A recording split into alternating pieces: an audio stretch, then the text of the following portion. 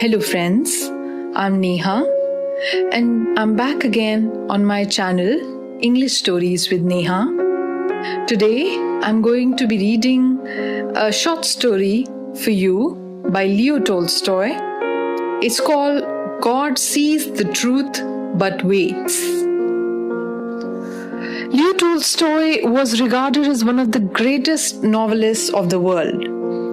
Best known for works such as War and Peace and Anna Karenina, the Russian author was considered a master of realistic fiction. Besides writing novels, Tolstoy also wrote short stories such as God Sees the Truth But Waits, which was translated to English by Alma Maud, who was instrumental in generating interest in Tolstoy's works.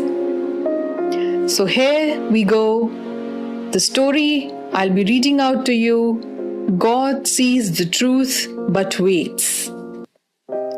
In the town of Vladimir lived a young merchant named Ivan Dmitrich Aksyonov. He had 2 shops and a house of his own. Aksyonov was a handsome, fair-haired, curly-headed fellow, full of fun and very fond of singing. When quite a young man, he had been given to drink and was riotous when he had too much. But after he married, he gave up drinking, except now and then. One summer, Aksyonov was going to the Nizhny fair, and as he bade goodbye to his family, his wife said to him, "Ivan Dmitrich, do not start today. I've had a bad dream about you." Aksyonov laughed and said, "You are afraid that when I get to the fair, I shall go on a spree." His wife replied, "I do not know what I'm afraid of. All I know is that I had a bad dream. I dreamt you returned from the town, and when you took off your cap, I saw that your hair was quite grey." Aksyonov laughed. "That's a lucky sign," said he. "See if I don't sell out all my goods and bring you some presents from the fair." So he said goodbye to his family and drove away. When he had travelled halfway, he met a merchant whom he knew, and they put up at the same inn for the night. They had some tea together and then went to bed in adjoining rooms. It was not Aksyonov's habit to sleep late, and wishing to travel while it was still cool, he aroused his driver before dawn and told him to put it in the horses. Then he made his way across to the landlord of the inn, who lived in a cottage at the back, paid his bill, and continued his journey. When he had gone about 25 miles, he stopped for the horses to be fed. Aksyonov rested while in the passage of the inn. Then he stepped out into the porch and, ordering a samovar to be heated, got out his guitar and began to play. Suddenly, a troika drove up with tinkling bells and an official alighted, followed by 2 soldiers. He came to Aksyonov and began to question him, asking him who he was and whence he came. Aksyonov answered him fully and said, "Won't you have some tea with me?" But the official went on cross-questioning him and asking him, "Where did you spend last night? Were you alone or with a fellow merchant? Did you see the other merchant this morning? Why did you leave the inn before dawn?" Aksyonov wondered why he was asked all these questions, but he described all that had happened and then added, "Why do you cross-question me as if I were a thief or a robber? I am traveling on business of my own, and there is no need to question me." Then the official, calling the soldiers, said, "I am the police officer of this district, and I question you because the merchant with whom you spent last night has been found with his throat cut. We must search your things." They entered the house. The soldiers and the police officer unstrapped Aksyonov's luggage and searched it. Suddenly, the officer drew a knife out of a bag, crying, "Whose knife is this?" Aksionov looked, and seeing a blood-stained knife taken from his bag, he was frightened. "How is it there is blood on this knife?" Aksionov tried to answer, but could hardly utter a word, and only stammered, "I don't know, not mine." Then the police officer said, "This morning, the merchant was found in bed with his throat cut. You are the only person who could have done it. The house was locked from inside, and no one else was there. Here is this blood-stained knife in your bag, and your face and manner betray you. Tell me how you killed him, and how much money you stole." Aksionov swore he had not done it, that he had not seen the merchant after they had tea together, that he had no money except 8,000 rubles of his own, and that the knife was not his. But his voice was broken, his face pale, and he trembled with fear as though he went guilty. The police officer ordered the soldiers to bind Aksionov and to put him in the cart. As they tied his feet together and flung him into the cart, Aksionov crossed himself and wept. His money and goods were taken from him, and he was sent to the nearest town and imprisoned there. Inquiries as to his character were made in Vladimir. The merchants and other inhabitants of the town said that in former days he used to drink and waste his time, but that he was a good man. Then the trial came on. He was charged with murdering a merchant from Ryazan and robbing him of 20,000 rubles. His wife was in despair and did not know what to believe. Her children were all quite small, and one was a baby at her breast. Taking them all with her, she went to the town where her husband was in jail. At first, she was not allowed to see him, but after much begging, she obtained permission from the officials and was taken to him. When she saw her husband in prison dress and in chains, shut up with thieves and criminals, she fell down and did not come to her senses for a long time. Then she drew her children to her and sat down near him. She told him of things at home and asked about what happened to him. He told her all, and she asked, "What can we do now? We must petition the Tsar not to let an innocent man perish." His wife told him that she had sent a petition to the Tsar, but it had not been accepted. Aksionov did not reply, but only looked downcast. Then his wife said, "It was not for nothing I dreamt your hair had turned grey. You remember? You should not have started that day." And passing her fingers through his hair, she said, "Vanya, dearest, tell your wife the truth. Was it not you who did it?" "So you too suspect me," said Aksionov, and hiding his face in his hands, he began to weep. Then a soldier came to say that the wife and children must go away, and Aksionov said goodbye to his family for the last time. When they were gone, Aksionov recalled what had been said, and when he remembered that his wife also had suspected him, he said to himself, "It seems that only God can know the truth. It is to Him alone we must appeal, and from Him alone expect mercy." And Aksionov wrote no more petitions, gave up all hope, and only prayed to God. Aksionov was condemned to be flogged and sent to the mines. So he was flogged with a knot, and when the wounds made by the knot were healed, he was driven to Siberia with other convicts. For 26 years, Aksionov lived as a convict in Siberia. His hair turned white as snow, and his beard grew long, thin, and grey. All his mirth went. He stooped, he walked slowly, spoke little, and never laughed, but he often prayed.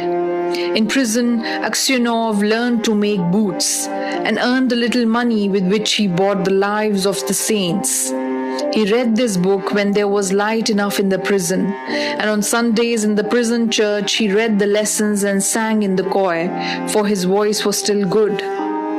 The prison authorities liked Aksionov for his meekness, and his fellow prisoners respected him. They called him grandfather and the saint. When they wanted to petition the prison authorities about anything, they always made Aksionov their spokesman. And when there were quarrels among the prisoners, they came to him to put things right and to judge the matter. No news reached Aksionov from his home, and he did not even know if his wife and children were still alive. One day, a fresh gang of convicts came to the prison. In the evening, the old prisoners collected round the new ones and asked them what towns or villages they came from and what they were sentenced for. Among the rest, Aksionov sat down near the newcomers and listened with downcast air to what was said.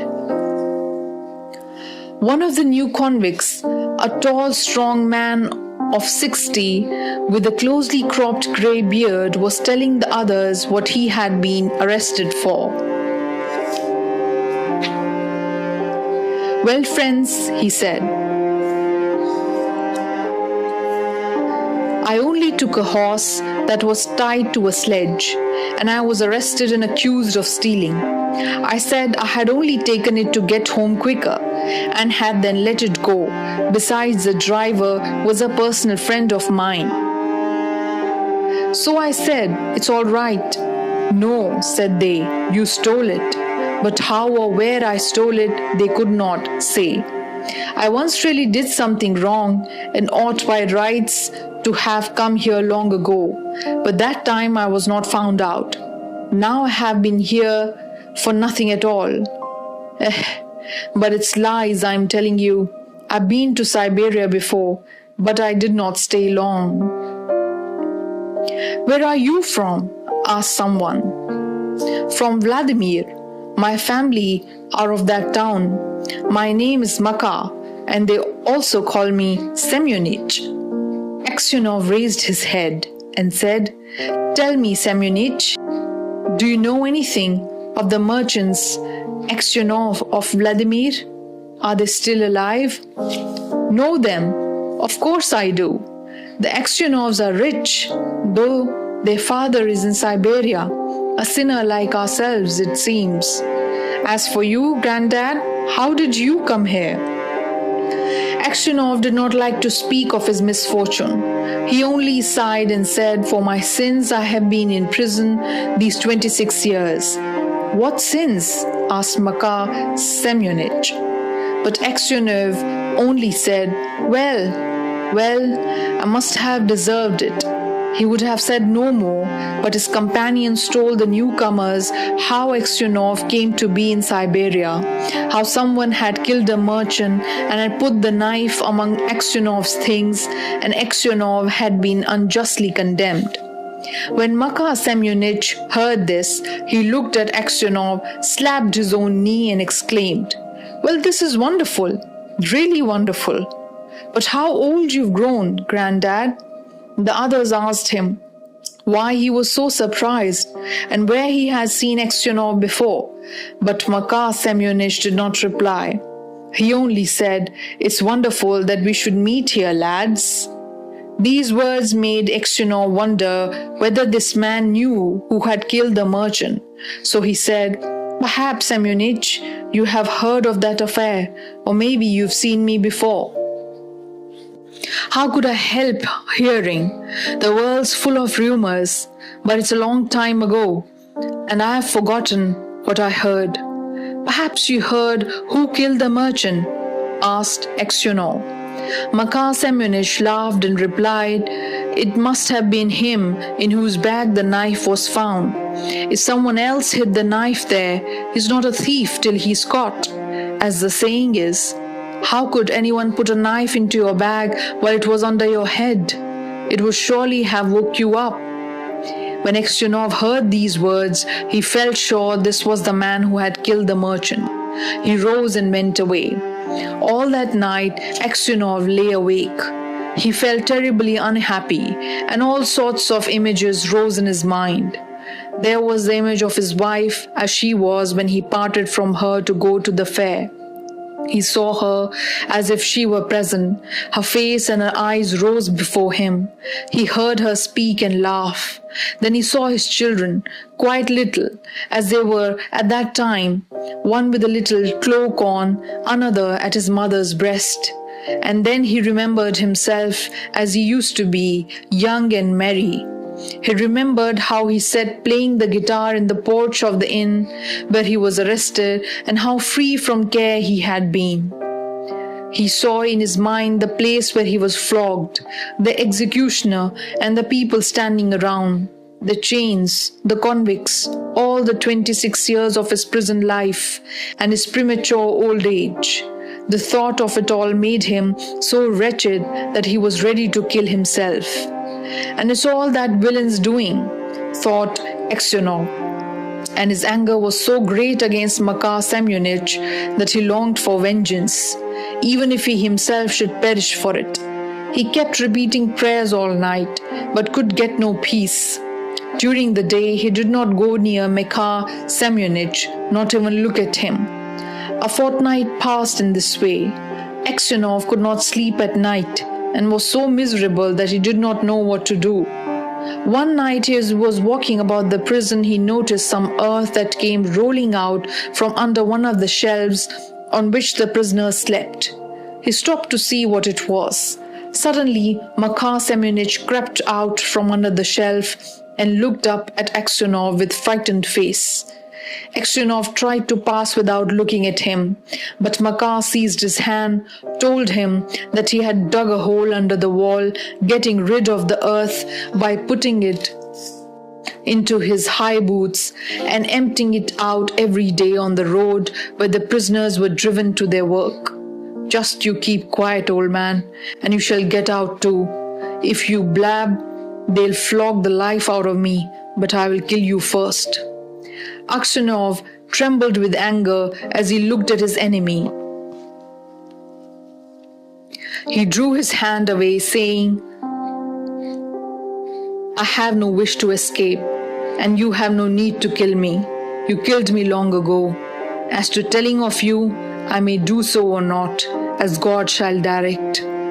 Next day, when the convicts were led out to work, the convoy soldiers noticed that one or other of the prisoners emptied some earth out of his boots. The prison was searched and a tunnel found. The governor came and questioned all the prisoners to find out who had dug the hole. They all denied any knowledge of it. Those who knew would not betray Makar Semyonich, knowing he would be flogged almost to death. At last the governor turned to Aksionov, whom he knew to be a just man, and said, "You are a truthful old man. Tell me before God who dug the hole." Makar Semyonich stood as if he were quite unconcerned, looking at the governor and not so much as glancing at Aksionov. Aksionov's lips and hands trembled, and for a long time he could not utter a word. He thought, "Why should I screen him who ruined my life? Let him pay for what I have suffered. But if I tell, they will probably flog the life out of him, and maybe I suspect him wrongly. And after all, what good would it be to me?" "Well, old man," repeated the governor, "tell me the truth. Who has been digging under the wall?" Aksionov glanced at Makar Semyonich and said, "I cannot say, Your Honor. It is not God's will that I should tell. Do what you like with me. I'm your hands." However much the governor tried, Aksionov would say no more, and so the matter had to be left. That night, when Aksionov was lying on his bed and just beginning to doze, someone came quietly and sat down on his bed. He peered through the darkness and recognized Makar. "What more do you want of me?" asked Aksionov. "Why have you come here?" Makar Semyonich was silent. So Aksionov sat up and said, "What do you want? Go away, or I will call the guard." Makar Semyonich bent close over Aksionov and whispered, "Ivan Dmitrich, forgive me." "What for?" asked Aksionov. "It was I who killed the merchant and hid the knife among your things. I meant to kill you too, but I heard a noise outside, so I hid the knife in your bag and escaped out of the window." Aksionov was silent and did not know what to say. Makar Semyonich slid off the bed shelf and knelt upon the ground. "Ivan Dmitrich," said he, "forgive me. For the love of God, forgive me. I will confess that it was I who killed the merchant, and you will be released and can go to your home." "It is easy for you to talk," said Aksionov, "but I have suffered for you these 26 years. Where could I go to now? My wife is dead, and my children have forgotten me. I have nowhere to go." Makar Semyonich did not rise, but beat his head on the floor. "Ivan Dmitrich, forgive me," he cried. "When they flogged me with the knot, it was not so hard to bear as it is to see you now. Yet you had pity on me and did not tell. For Christ's sake, forgive me. Wretch that I am." And he began to sob. When Aksionov heard him sobbing, he too began to weep. "God will forgive you," said he. "Maybe I am 100 times worse than you." And at these words his heart grew light, and the longing for home left him. He no longer had any desire to leave the prison, but only hoped for his last star to come. In spite of what Aksionov had said, Makar Semyonich confessed his guilt. But when the order for his release came, Aksionov was already dead. So friends, this was the story God Sees the Truth But Waits by Leo Tolstoy. Hope you liked it. If you have any recommendations or suggestions as to any new story that you would want me to read out to you, I would love to do that if you mention it in my comment section. I would also request you to please like my content, share, subscribe my channel, and comment. So, this is me, Neha, signing off right now and promising you to return later with another story, another time. Till then, take care.